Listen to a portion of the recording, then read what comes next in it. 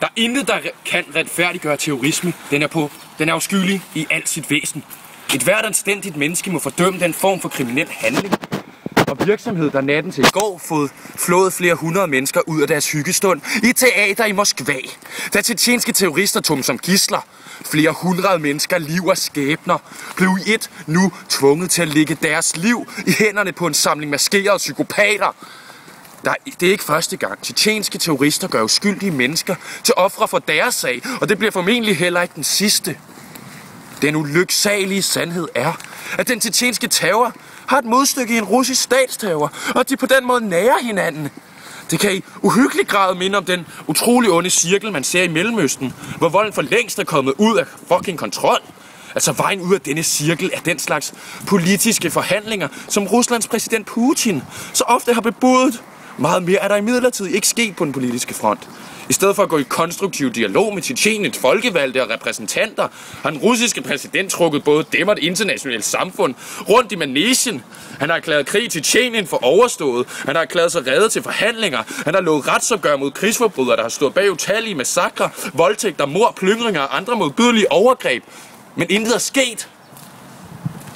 Krigen i Tjetjenien er ikke over. Det er et bedrag, der skal mindske den russiske befolknings modstand over for en krig, som officielt har kostet 4.500 russiske soldater livet og 12.500 såret siden starten på den nuværende krig i september 99.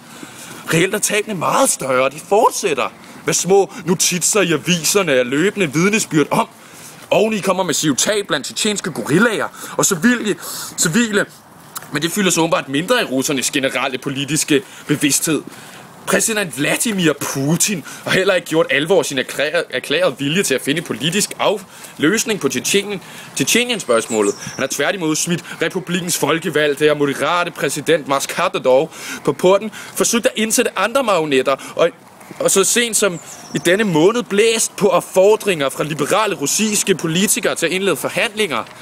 De ansvarlige for den lange række dokumenterede russiske krigsforbrydere er også gået fri.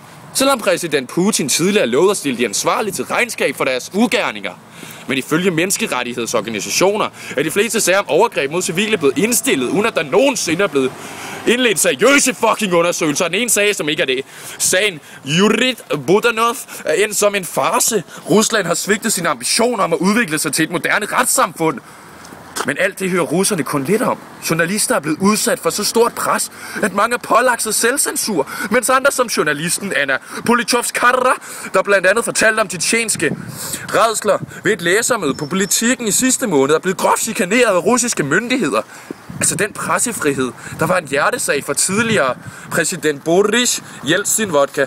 Hans mange fejlgreb ufortalt er kørt ud på et sidespor af præsident Putin. Han har i stedet militariseret den russiske stat så voldsomt, at 25% af de ansatte i statsapparatet, ifølge tidligere ministerpræsident Ivan Rybkin, nu udgøres af folk fra hæren og sikkerhedstjenesten. Under Boris Jeltsin var det 11%. 11%.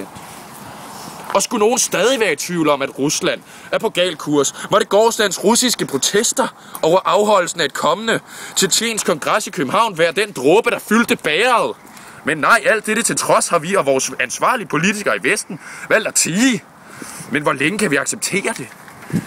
Hvor længe vil vi lukke øjnene for et Rusland, der forsøger at legitimere sin statsterror i Tjetjenien ved at kalde den en krig mod terror? Hvornår bliver smagen af storpolitiske hensyn så grim, at vi tilsidesætter dem til fordel for god moral og anstændighed? Jo, Tjetjenien er et arnested for terrorisme og værste skuffe. Det kan vi med vores egne øjne se i Moskva, og vi fordører den af hele vores hjerte. Men vi gør os skyldige i et bekvemt selvbedrag.